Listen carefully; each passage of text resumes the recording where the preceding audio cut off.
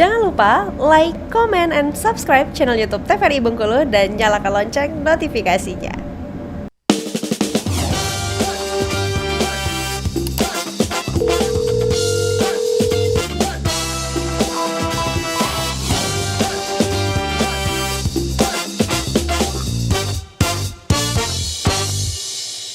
Halo pemirsa, bagaimana kabarnya hari ini? Semoga selalu dalam keadaan sehat dan tetap bersemangat.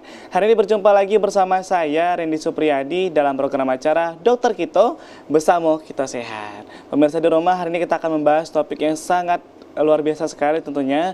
Ini sering kali terjadi tentunya pada masyarakat, tapi banyak yang belum tahu nih sebenarnya perbedaannya apa sih, jenis penyakit apa ini. Hari ini kita akan membahas mengenal penyakit pterygium lebih dekat. Kita sudah kehadiran spesialis mata. Hari ini ada Dr. Anindita Juwita, Magister Kedokteran Klinis Spesialis Mata. Halo dok. Halo, terima kasih. Dok, ya? Ya, sehat Mas Randy. Ini dinas di mana dok kita dok? Saat ini dinas di RSUD Benteng, kemudian Tiara Sela sama Gading Medika. Gading Medika. Nah, jadi kalau mau mencari Dr. Anindita bisa langsung nih di RSUD Benteng, di Tiara Sela atau enggak di Gading Medika. Dan ditemani juga dengan Dr. Elsa Gempitasari. Halo dok. Halo Randy. Sehat dok ya? Alhamdulillah sehat. Nah, hari ini kita matching biru-biru kayak dok ya temanya hari ini. Ini hari ini kita akan membahas mengenai penyakit mata tentunya dok ya. Iya. Kalau secara definisi nih dok, ini sebenarnya penyakit apa sih pterygium ini dok? Pterygium itu suatu selaput yang ada di paling depannya mata, atau kita sebut konjungtiva gitu ya, yang memang biasanya sering akibat paparan dari ultraviolet, terutama matahari, debu, pasir, dan polusi biasanya. Makanya di Bengkulu ini kan panas ya cuaca ya, jadi pasien-pasien pasti paling sering itu keluhannya ada selaput itulah. Jadi itu yang wajib, maksudnya kita tahu ya sebagai orang awam, tidak semua penyakit mata tuh katarak. Ada beberapa penyakit-penyakit yang seperti pterygium itu.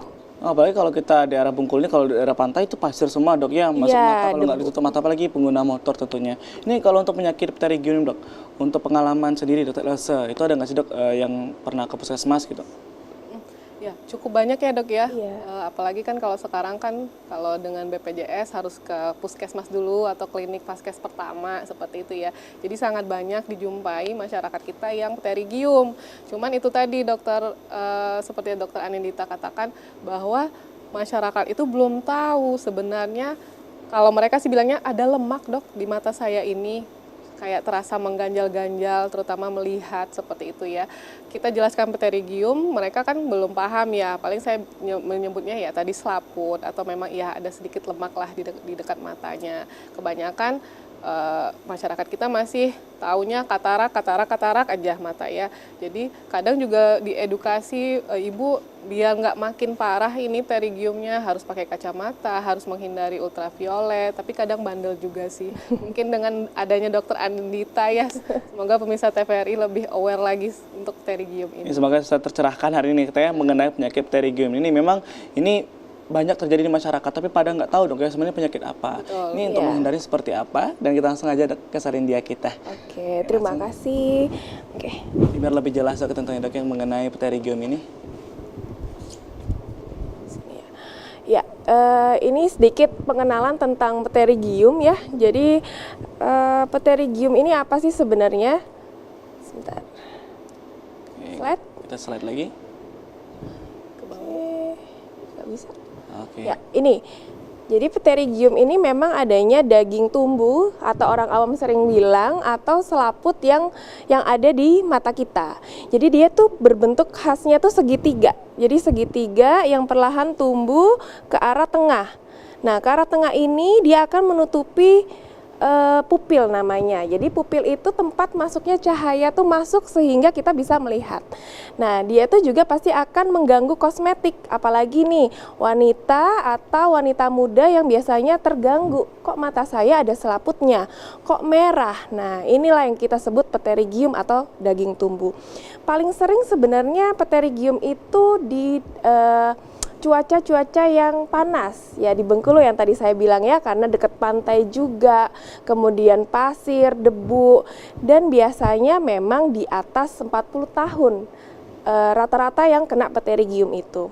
Nah, selain usia, ini juga dipengaruhi faktor lingkungan yang tadi saya bilang, radiasi ultraviolet atau UV.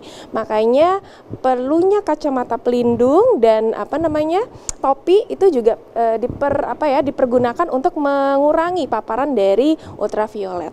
Next, oke. Nah, ini kenapa sih bisa terjadinya pterygium ini atau selaput, yaitu tadi ada penumpukan atau pengendapan zat-zat besi sehingga ini munculnya ini nih kayak lemak ya, kalau dokter Elsa bilang ya, kalau misalnya di puskesmas. Nah, ini nih yang bentuknya segitiga ini. Nah, selaput ini mengarah terus melebar, kemudian kalau misalnya sampai derajatnya parah, dia akan menutupi dari bagian pupil, bagian tengah ini. Jadi masuknya cahaya lewat sini. Otomatis kalau misalnya selaputnya menutup ini, seakan-akan dia seperti katarak, dia tidak bisa melihat. Padahal kalau misalnya diperiksa lebih detail dengan pemeriksaan slit lamp, itu memang bukan katarak, itu jenis penyakit yang berbeda. Itu berarti posisi itu di depan mata kita, Ya, betul ya? Darah luar posisinya itu ada di depan mata sini. Dia bisa dari medial sini atau bisa dari lateral atau sisi samping mata kita. Kita lihat nanti beberapa contohnya. Nah, ini ya, kalau misalnya kita bahas untuk kenapa sih bisa terjadi. Nah, ini dia ibaratnya memasuki dari berbagai lapisan dari kornea, yaitu di lapisan Bowman dan stroma. Nah, ini nih, etiologinya apa sih yang menjadi penyebab dari timbulnya pterygium itu sendiri? Yang pertama itu adalah paparan radiasi ultraviolet. Ini yang paling sering. Jadi jangan naik motor lupa pakai kacamata hitam, padahal itu pengaruhnya banyak. Yang kedua, tinggal daerah beriklim kering ya, seperti di Bengkulu.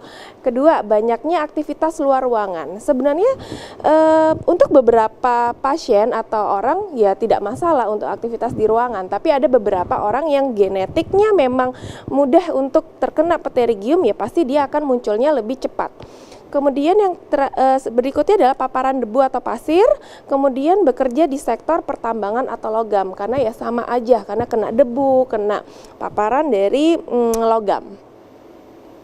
Nah, ini yang aku bilang, tipe-tipenya tuh beda-beda. Ada yang ringan tuh masih yang ibaratnya stadiumnya kecil, stadium 1, dia cuma menempel sedikit. Yang ke pterygium stadium 2, dia sudah mulai masuk kornea nih, tapi nggak lebih dari 2 mm. Kalau misalnya kita pemeriksaan ya, biasanya di dokter spesialis mata, kami melihat derajatnya, kita ukur. Yang ketiga adalah stadium ketiga, di mana dia sudah mulai nih masuk ke pupil yang tadi saya bilang, tempat masuknya cahaya. Nah, inilah yang sudah mulai derajat keempat yang sangat mengganggu penglihatan. Karena bisa juga korneanya ketarik. Kornea akibat ini namanya jaringan, perlekatan jaringan, dia itu pasti dia akan lebih tertarik, otomatis timbul misalnya berbayang, muncul keluhan berbayang. Nah, ini padahal dia memang sebenarnya ada pterygium yang sangat tebal. Itu dari keempat stadium tadi, untuk gejalanya apakah sama nih, Dok? Gejalanya, kita bahas gejalanya ya. Gejalanya itu sama-sama mengganjal. Tapi ketika sudah mengganggu penglihatan, berarti kita sudah tahu nih, dokter spesialis mata biasanya kita tengok, oh pasti kalau nggak derajat 3, derajat 4 gitu ya. Nah, ini yang perlu tindakan khusus, yaitu tindakan operasi yang nanti akan kita bahas di slide berikutnya. Nah, ini yang tadi saya bilang, kalau sampai menutupi bagian pupil ini, kira-kira bisa melihat dengan jelas nggak? Tidak jelas gitu kan, pasti tidak jelas. Pahamnya orang-orang taunya katarak, padahal ini bukan katarak, bukan operasi katarak, tapi operasi diambillah selaputnya ini. Ini sampai yang dia parah ya, sampai dia menutupi. Ini tipe-tipenya ada yang progresif dan regresif. Kebanyakan kalau misalnya dia punya bakat atau genetik, dia lebih ke arah progresif, yaitu lebih tebal selaputnya ini.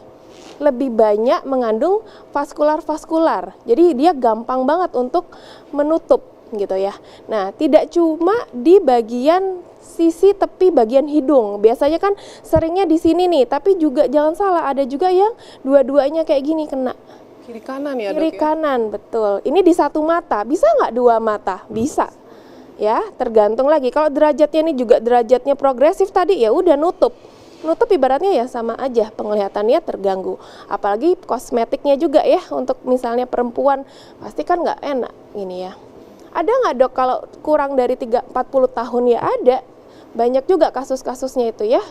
Ini ya, jadi ada tipe progresif, ada tipe regresif. Kalau regresif itu biasanya dia tuh cuma selaput tipis aja, tapi tetap rasanya mengganjal, berair, merah. Nah, ini nih rasanya. Rasa sensasi benda asing, kayak ada ganjel ya. Gimana matanya nggak mengganjal? Karena memang ada selaputnya. Selaputnya ini kan timbul gitu ya. Kemudian matanya merah, bengkak, nah gatal. Seringnya gatal, dipikirnya alergi gitu kan. Pas dilihat, oh ternyata memang ada selaputnya. Kemudian kalau fase lanjut seperti yang gambar-gambar di atas, matanya jadi kabur. Penyebabnya ada banyak sekali dok ya, Ya. dari penyakit ini dan juga ternyata bisa terasa nih, tapi sering disalahartikan. Iya, betul. Kita ngobrol lagi dok ya, Ya. mengenai penyakit pterygium ini. Untuk pemirsa di rumah, jangan kemana-mana, kita akan hadir lagi setelah jeda pariwara berikut ini. Tetaplah bersama kami di Dokter Kito.